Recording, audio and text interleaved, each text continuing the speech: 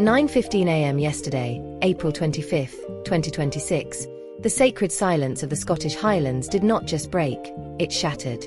We are coming to you this morning with a breaking development that has sent shockwaves through the very foundations of the British monarchy. What was supposed to be a private, somber weekend for the Princess Royal at Balmoral Castle has instead become the flashpoint for the most explosive legal confrontation in modern royal history. Imagine the scene.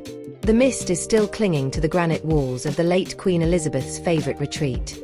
Princess Anne, known for her clockwork precision and zero tolerance for nonsense, enters the historic dining room. This is the same room where world leaders once sat in hushed reverence. But instead of the quiet dignity of history, she is met with the blinding glare of high-intensity production lights, the chaotic hum of specialized film equipment, and the unmistakable lingering smell of commercial catering. Witnesses described the moment as nothing short of a volcanic eruption.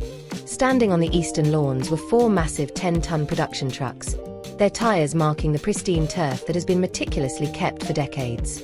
This was not a royal event.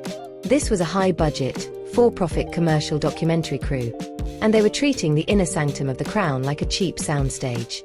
When Princess Anne demanded an immediate explanation, the lead producer, visibly trembling, did not offer an apology. Instead, he offered a document.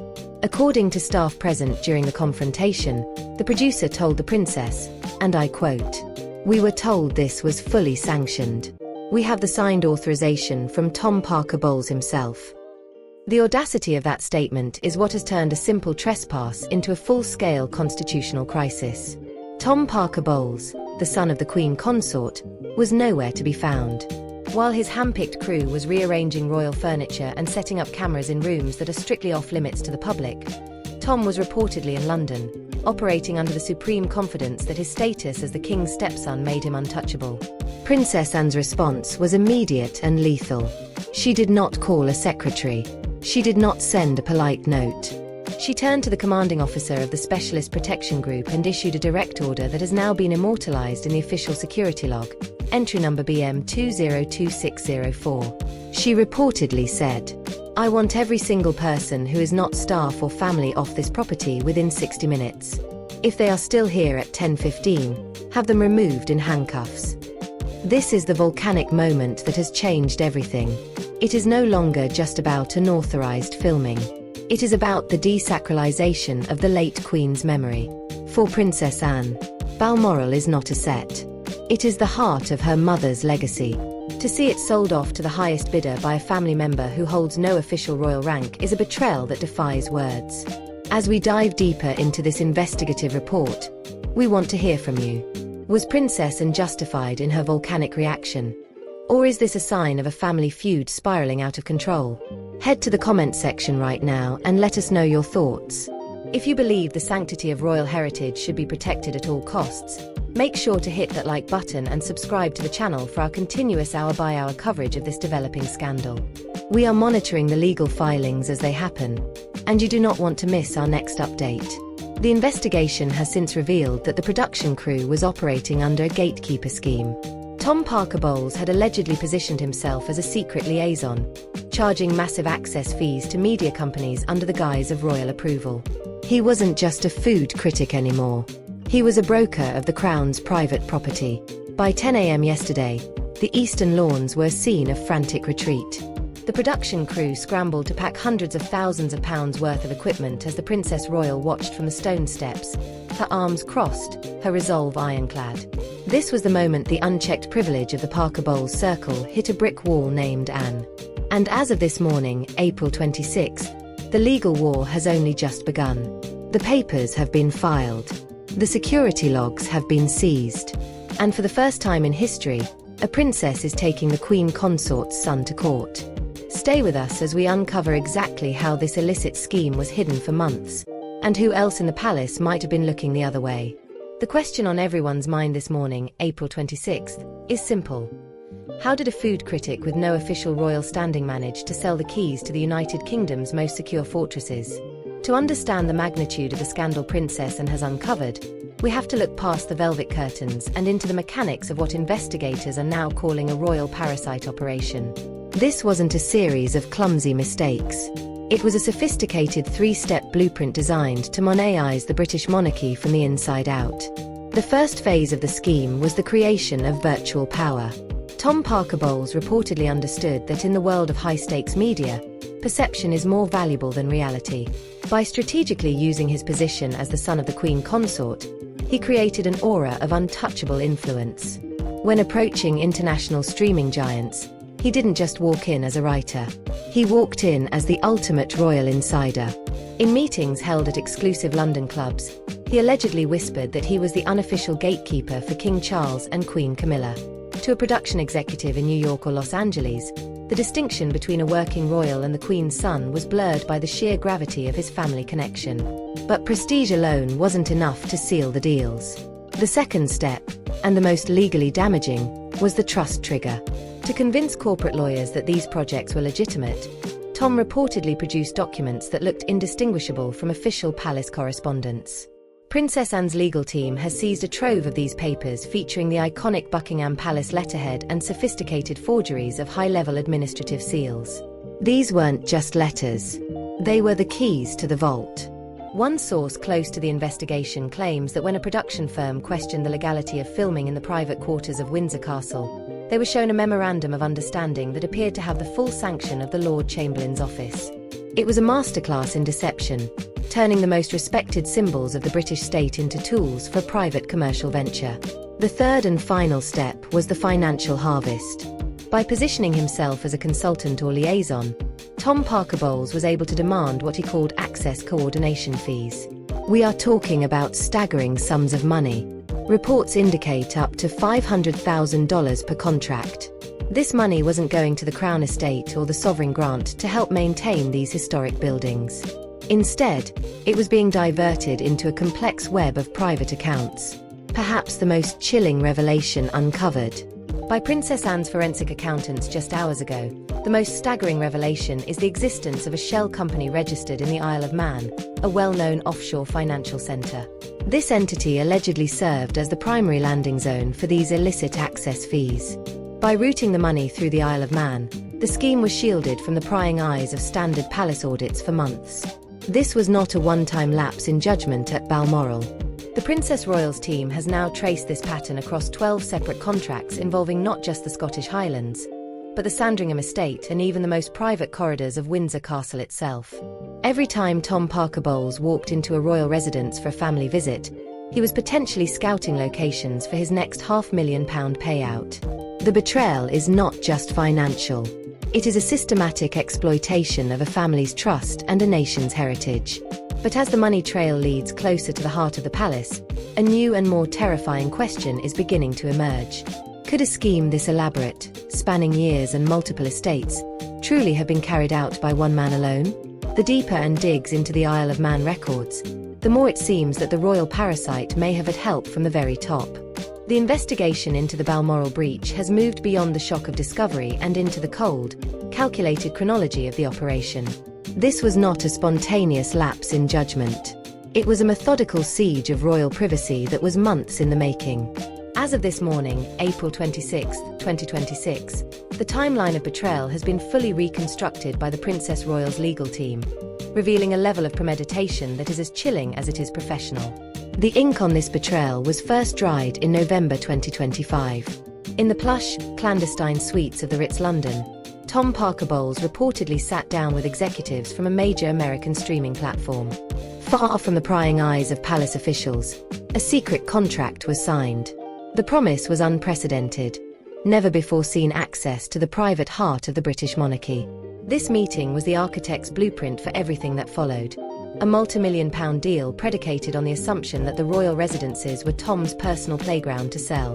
By February 15, 2026, the operation moved from negotiation to fabrication. Investigators have traced a series of specialized printing and stamping activities to a private office in Chelsea. It was here that the trust trigger was allegedly manufactured. Documents were produced on high-grade parchment embossed with the royal arms and featuring forged signatures of palace administrators. This was the paper armor Tom intended to use to shield himself from security inquiries. Every stamp was a deliberate step toward fraud, ensuring that when the time came, his production team would look like they were on official business sanctioned by the Crown itself. The infiltration began in earnest on April 20th, 2026. Under the cover of early morning mist, heavy equipment crates began arriving at Balmoral Castle. The cover story was ingenious: essential audiovisual maintenance for the royal sound systems. Security personnel, seeing the forged Chelsea documents and knowing Tom's family connection, allowed the trucks to pass without a second thought. For 5 days, while the castle was supposed to be in a state of quiet preparation for the Princess Royal, it was being transformed into a commercial soundstage. Cables were snaked through historic hallways, and lighting rigs were anchored near centuries-old portraits. The clock finally ran out yesterday, April 25th.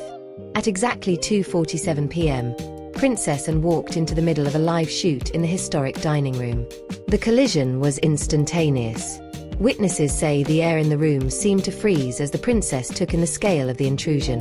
Her reaction was a masterclass in controlled fury. She did not just stop the cameras. She issued a 60-minute ultimatum. Every truck, every camera, and every person involved was given 1 hour to vacate the premises or face immediate arrest for criminal trespass. By 3:47 p.m., the Scottish Highlands saw a frantic exodus of production staff, leaving behind a trail of marked turf and a royal family in ruins. But the most staggering development occurred just hours ago on the morning of April 26th. As the legal investigation reached a fever pitch, bank records now show an emergency transfer of significant funds. Queen Camilla has reportedly moved a massive sum of money from her private accounts directly into Tom Parker Bowles' legal defense fund. This is no longer just a mother helping a son. It is an act of institutional defiance. By funding his defense against Princess Anne's lawsuit, the Queen Consort has officially picked a side. The question now tearing through palace corridors is no longer about a filming project. It is about a mother's loyalty versus a queen's duty.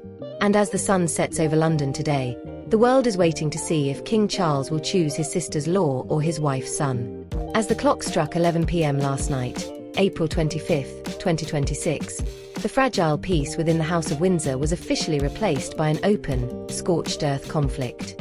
High-level sources at St. James's Palace and Clarence House have confirmed that a heated late-night telephone conversation took place between the Princess Royal and the Queen Consort.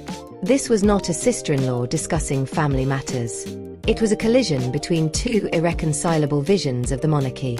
On one end of the line, Camilla was fighting to save her son. On the other, Princess Anne was fighting to save the crown. The strategic subtext of this call was a desperate attempt at financial whitewashing. According to palace insiders, Queen Camilla proposed a massive immediate financial settlement to make the entire Balmoral scandal disappear. Her plan was simple: use personal funds to fully reimburse the American streaming companies and the various contractors who had paid Tom Parker Bowles for access. The goal was to remove the victims from the equation, thereby stripping the legal case of its primary witnesses. If the money was repaid, Camilla argued, the misunderstanding could be settled quietly behind closed doors, away from the prying eyes of the press. But Princess Anne's response was ice cold. She reportedly viewed this offer not as an act of maternal kindness, but as an attempt at bribery to cover up a criminal pattern. To Anne, the issue is not just about the money. It is about the forgery of royal seals and the systematic deception of the public. Allowing a family member to buy their way out of a fraud investigation would set a catastrophic precedent, effectively signaling that the Parker Bowles family is above the law. The Princess Royal's position is uncompromising. The legal system is not a negotiation, and justice is not for sale. The conflict took an even more technical and dramatic turn when Camilla attempted to tap into the privy purse, the sovereign's private income, to facilitate this quiet reconciliation. In a move that showcases her profound influence within the royal administration, Princess Anne reportedly moved to block the transaction at the Internal Audit Department before the transfer could even be initiated. By early this morning, April 26th, the financial stalemate had reached a fever pitch, and has essentially locked the royal vault against Camilla's attempts to bail out her son, forcing the Queen Consort to look toward her own private external assets to fund what is now becoming a multi-million-pound legal defense. The climax of this late-night confrontation came when Princess Anne delivered what is being described as a sovereign ultimatum to King Charles himself. She has stripped away all the grey areas, leaving her brother with a choice that will define the rest of his reign. The message was clear: family or justice. There is no middle ground. and has made it known that if the king attempts to interfere or quash the investigation to protect his stepson, she will not hesitate to let the formal legal proceedings, and the mountain of evidence they contain, become a matter of public record in a court of law. As the sun rose over London this morning, the palace was a house divided. The Queen Consort is allegedly in a state of fury, feeling betrayed by a sister-in-law she once considered an ally. Meanwhile, Princess Anne remains entrenched at St. James's Palace, surrounded by her legal team, awaiting the king's response.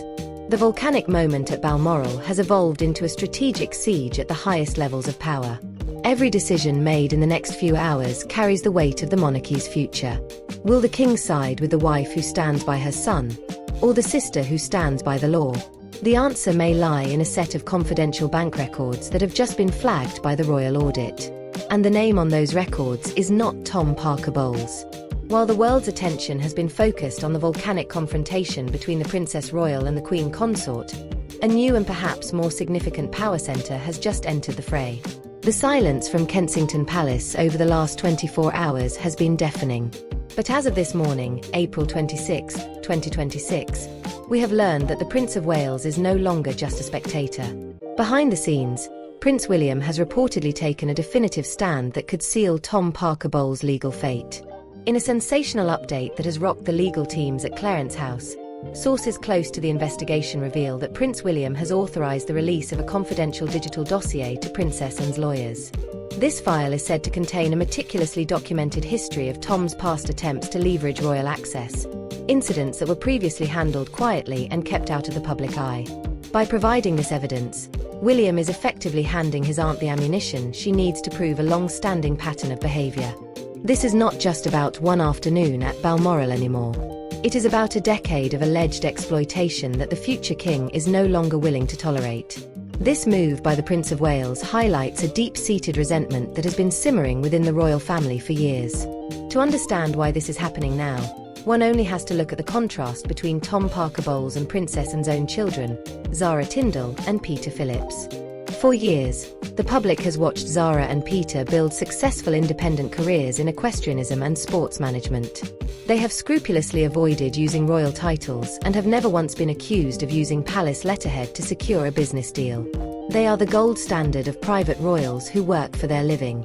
The discovery that Tom was reportedly charging £500,000 access fees while Zara and Peter were out earning every penny on their own merit has created a toxic atmosphere in the palace. One courtier described the mood as a total breakdown of trust. The narrative of the hard-working royal children versus the freeloading stepson is no longer just a tabloid headline. It is the central argument in a legal battle for the soul of the monarchy. But the most immediate threat to Tom Parker Bowles is not just family resentment. It is a specific, rarely invoked legal mechanism. As of 9 a.m. today, the breach of trust clause under the Crown Estate Act has been formally activated. In the world of royal law, this is the nuclear option. Under this act, any individual who uses a royal asset for unauthorized private gain can be held liable not just for the money they made, but for the damage they caused to the institution's integrity. This elevates the case from a simple contract dispute to an institutional crisis. The clock is now ticking. A formal notice of intent was delivered to Tom's legal team exactly 3 hours ago. They have been given a strict 48-hour deadline to provide a full, unredacted list of every commercial entity Tom has communicated with regarding royal property. If that deadline passes without complete disclosure, Princess Anne's team has made it clear they will move for a discovery mandate, which would allow investigators to seize Tom's personal servers and financial records. As we move into this critical 48-hour window, the tension in London is palpable. Prince William's involvement suggests that the younger generation of royals is aligning with Princess Anne to clean house. But as the investigators prepare to dig into Tom's servers, a new and even more disturbing rumour is circulating among the staff at Windsor. It suggests that the Kensington dossier contains more than just Tom's emails. It reportedly contains proof of a silent partner within the palace walls, someone who was not just looking the other way, but was actively helping Tom bypass security. If that name comes to light before the 48-hour deadline, the British monarchy may be facing a scandal that even the king cannot stop. As the 48-hour deadline looms over the Parker Bowles legal team, the British monarchy stands at a crossroads that will define its survival in the 21st century. The investigation launched by Princess Anne has moved beyond the discovery phase and into the realm of high-stakes strategy. Our legal analysts have mapped out 3 potential paths for this crisis, and each one carries a different price for the House of Windsor. The first path, the best-case scenario for the institution, is a total surrender. In this scenario, Tom Parker Bowles would issue a full admission of guilt, return every penny of the estimated £6 million earned through his illicit access fees, and consent to a lifetime ban from every royal residence. This would effectively remove the royal parasite from the system without a public trial. However, our insiders put the probability of this at a mere 10%. Why? Because Princess Anne is not interested in a quiet apology. She believes that for the crown to be respected, the consequence must be visible. And Tom's legal team, reportedly emboldened by the Queen Consort's financial backing, is still preparing for a fight. The second path is the worst-case scenario: a full public trial in a London courtroom. This would be the most damaging media circus in a century. We are talking about the Queen Consort potentially being called as a witness to explain the emergency transfers from her private accounts. There are already whispers of obstruction of justice charges being prepared if it can be proven that any palace official helped Tom hide the money trail. This would plunge King Charles III's reign into a crisis of confidence from which it might never recover. The probability of this nuclear option is sitting at 30%, as Anne's resolve to see justice in the light remains unshakable. The most realistic path, however, is strategic exile. Our sources suggest that a deal is being whispered in the corridors of the Home Office. In this scenario, Tom Parker Bowles would be forced into a voluntary and permanent exile from the United Kingdom, likely relocating to a private estate in France or Italy. In exchange for his departure, the criminal fraud investigation would be suspended to save the king from public embarrassment. However, Princess Anne would maintain her civil lawsuit as a legal sword over his head, ensuring that he can never again profit from the royal name. This 60% probability path provides the cleansing and demands while preventing the institutional collapse the king fears. But as of 1 hour ago, a new piece of evidence has surfaced that makes all of these scenarios terrifyingly unpredictable. Investigators reviewing the Chelsea forgeries, the documents used to trick the film crews, have found a digital signature embedded in the metadata. This is not a random serial number. It is a high-level access code, a digital cipher issued only to a handful of senior members within the royal household to authorize secure communications. The code found on Tom's forged documents matches the encrypted passcode of a senior member of the king's inner circle. This means Tom Parker Bowles did not just guess the palace protocols. He was allegedly given the digital keys by an accomplice who sits at the very top of the royal hierarchy. The question has shifted from, "What did Tom do?" to, "Who in the palace helped him sell out the crown?" The name behind that digital signature is so explosive that it could redraw the entire royal family tree by tomorrow morning. We are working to verify the identity of this silent partner as we speak. This is a story that is changing every 60 minutes, and the next update will be the most critical one yet. If you want to be the first to know the name revealed in that digital dossier, you must stay tuned. Head down to the comments right now and tell us, who do you think would have the power and the motive to help Tom Parker Bowles bypass royal security? Is it someone close to the king, or someone from the Queen Consort's own staff? Share your theories below. We read every single one. And if you found this investigative report valuable, hit the like button and subscribe to the channel with all notifications turned on. Our special report on the secret accomplice is coming to you tomorrow morning, and you cannot afford to miss it. The 48-hour clock is ticking, and the truth is about to break the palace wide open. Stay with us.